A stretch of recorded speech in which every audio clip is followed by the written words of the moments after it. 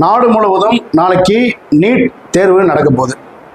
இந்த நீட் தேர்வு என்பது தமிழ்நாட்டில் சென்னை உட்பட 30 நகரங்களிலும், இந்தியா முழுவதும் 552 நகரங்களிலும், Dubai, Muscat, Doha, Abu Dhabi, Riyadh, Singapore உட்பட 14 வெளிநாடுகளிலும் இந்த தேர்வு நாளைக்கு நடக்க போகுது. இதற்கான சில வழிகாட்டு நெறிமுறையை தேர்வு கமிட்டி அறிவிச்சிருக்காங்க. ஸோ நீட் தேர்வு எழுதுகிற மாணவ மாணவிகள் அந்த வழிகாட்டு நெறிமுறையை ஃபாலோ பண்ணுங்க. எதெல்லாம் கொண்டு போகலாம், எதெல்லாம் கொண்டு போகக்கூடாது, எந்த டைமுக்குள்ள அங்கே இருக்கணும், அதெல்லாம் கொஞ்சம் ஃபாலோ பண்ணிக்கோங்க. இந்த நீட் தேர்வு எழுதும்போது காலை 11 மணிலேருந்து மதியம் 1:30 மணிக்குள்ள தான் நீட் தேர்வு மையத்துக்கு அனுமதிப்பாங்க. ஏன்னா தேர்வு என்பது மதியம் 2 மணிலேருந்து மாலை 5 மணி வரைக்கும் நடக்க போகுது. ஸோ நீங்கள் 1:30 மணிக்குள்ள அந்த மையத்துக்கு போயிடணும். இந்த மையம் எங்கெங்கே யாருக்கு எந்தெந்த மையம் சென்டர்ஸ்ன்றதை உங்களுக்கு தகவல் சொல்லியிருப்பாங்க. அதை ஒரு வாட்டி சரி பார்த்துக்கோங்க. சில மையங்கள் கூகுள் மேப்லேயே தவறாக காமிக்கப்படுதா அவங்களே சொல்லியிருக்காங்க. அதெல்லாம் இன்னைக்குள்ள உங்கள் மையம் எங்கே அப்படின்றத, அருகாமையில் இருக்கிற மையம் எங்கே அப்படின்றத கிளியராக தெரிஞ்சுக்கோங்க. தெரிஞ்சுக்கிட்டு நாளைக்கு 11 மணிலேருந்து 1:30 மணிக்குள்ள அந்த மையத்துக்கு போயிடுங்க.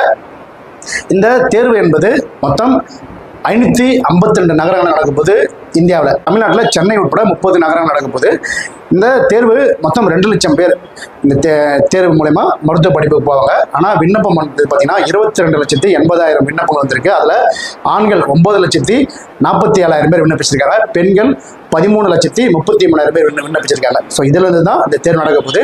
இதில் பார்த்தீங்கன்னா என்னென்ன படிப்புனா MBBS, BDS, யுனானி, சித்தா, ஆயுர்வேதம், கால்நடை மருத்துவ படிப்பு, அப்புறம் இராணுவ கல்லூரியில் BSc நர்சிங் உள்ளிட்ட நிறைய படிப்புகள் இருக்குது. இதில் வந்து தேர்வு பெறவங்க தான் அந்த இதுக்கு போவாங்க, மருத்துவ படிப்புக்கு போவாங்க. அரசு மற்றும் தனியார் கல்லூரிகளில் இதுக்கான இடங்கள் ஒதுக்கப்படும். அது மட்டும் இல்லாமல் தமிழ், இங்கிலீஷ், ஹிந்தி உட்பட மொத்தம் 13 இந்திய மொழிகளில் இந்த தேர்வு நடக்க போகுது. அதனால் தமிழில் இல்லை, ஹிந்தியில் இருக்குது, அந்த மாதிரியான எந்த விதமான விஷயமும் இல்லாமல் தமிழில் தேர்வு இருக்குது. 13 மொழிகள் இந்திய மொழிகளில் தேர்வு நடக்க போகுது. ஸோ எல்லாமே முன்கூட்டியே தயாராக இருக்கோங்க. உங்களோட அந்த வழிகாட்டு நெறிமுறையை ஃபாலோ பண்ணிக்கோங்க. அது இல்லாமல் உங்களுக்கு ஏதாவது மருத்துவ கவுன்சிலிங் தேவைப்பட்டால் தமிழக அரசு 2 எண்கள் கொடுத்துருக்காங்க, தொலைபேசி எண்கள். அந்த 2 நம்பருக்கும் நீங்கள் ஃபோன் பண்ணிங்கன்னா 24 hours உங்களுக்கு இந்த மருத்துவ படிப்புக்கான நீட் தேர்வுக்கான கவுன்சிலிங் கொடுப்பாங்க. 14416 அப்படின்றது ஒரு நம்பர், 14416, இன்னொரு நம்பர் 104 104. இந்த 2 நம்பருக்கும் நீங்கள் ஃபோன் பண்ணிங்கன்னா உங்களுக்கான அந்த கவுன்சிலிங் கொடுப்பாங்க, மருத்துவ கவுன்சிலிங். அது தேர்வு குறித்த சந்தேகங்களுக்கு விளக்கம் கொடுக்கப்படும். அதனால் தேர்வு எழுதுகிற மாணவர்கள் அச்சமில்லாமல் தேர்வு எழுதுங்க. இதுவும் ஒரு தேர்வு தான்.